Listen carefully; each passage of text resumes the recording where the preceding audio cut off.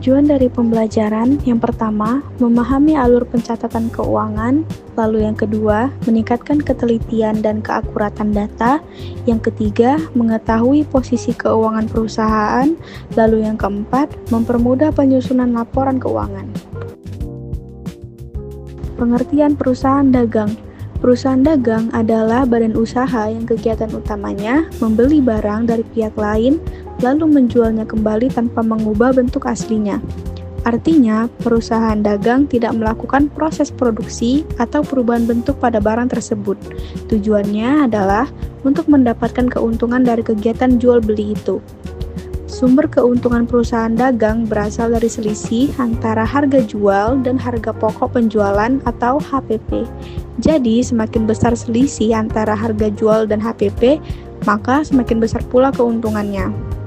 Nah, sebagai contoh, yang pertama ada toko kelontong, supermarket, dan pedagang grosir, termasuk ke dalam jenis perusahaan dagang, karena mereka hanya membeli barang jadi dan menjualnya kembali ke konsumen. Pengertian siklus akuntansi perusahaan dagang. Siklus akuntansi perusahaan dagang adalah serangkaian proses sistematis untuk mencatat, mengolah, dan melaporkan transaksi keuangan yang terkait dalam pembelian dan penjualan barang dagangan dalam suatu periode akuntansi tertentu. Proses ini bertujuan untuk menghasilkan laporan keuangan yang akurat sehingga manajemen dapat menganalisis kinerja perusahaan termasuk laba atau rugi dalam posisi keuangannya.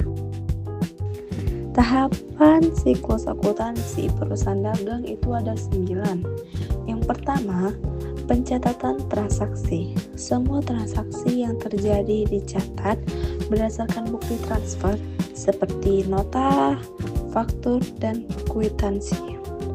Contohnya itu pembelian barang dagang secara tunai dicatat dari faktur pembelian. Yang kedua itu penjurnalan. Setiap transaksi dari bukti dicatat ke dalam jurnal umum atau jurnal khusus, misalnya mencatat pembelian ke jurnal pembelian, penjualan ke jurnal penjualan.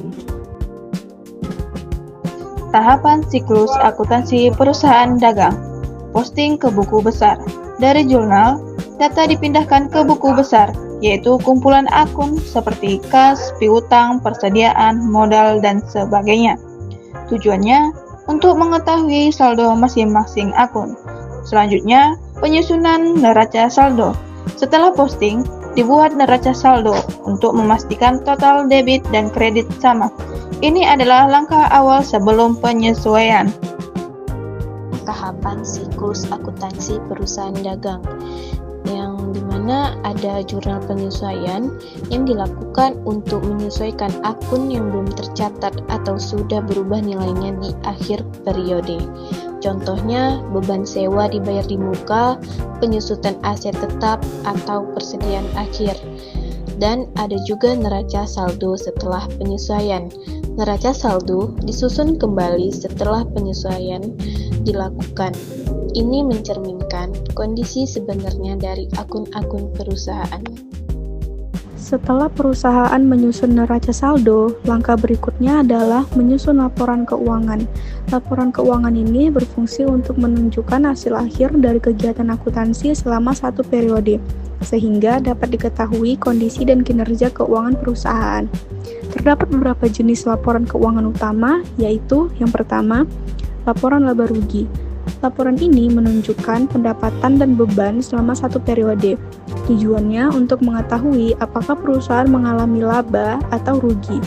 Yang kedua, laporan perubahan modal, berisi informasi tentang perubahan dalam modal pemilik termasuk tambahan investasi dan pengambilan pribadi atau PRIV, serta hasil dari laba atau rugi bersih periode tersebut. Yang ketiga, neraca. Neraca menunjukkan posisi keuangan perusahaan pada akhir periode, yaitu jumlah aset, kewajiban, dan modal. Dari sini kita bisa melihat seberapa kuat kondisi keuangan perusahaan. Lalu yang keempat, laporan arus kas. Laporan ini menggambarkan penggerakan kas masuk dan keluar selama periode tertentu. Biasanya digunakan untuk menganalisis kemampuan perusahaan dalam menghasilkan dan mengelola kas. Jurnal penutup.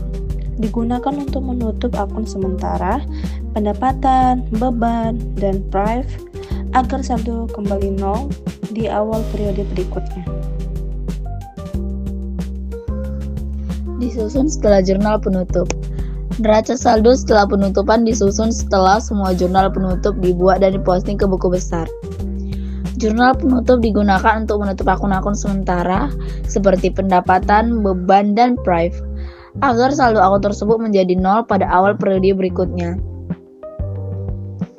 Setelah proses penutupan selesai, dibuatlah neraca saldo setelah penutupan untuk memastikan bahwa saldo akhir dari akun permanen sudah seimbang atau balance. Dalam neraca saldo setelah penutupan, hanya akun-akun permanen yang muncul, yaitu aset.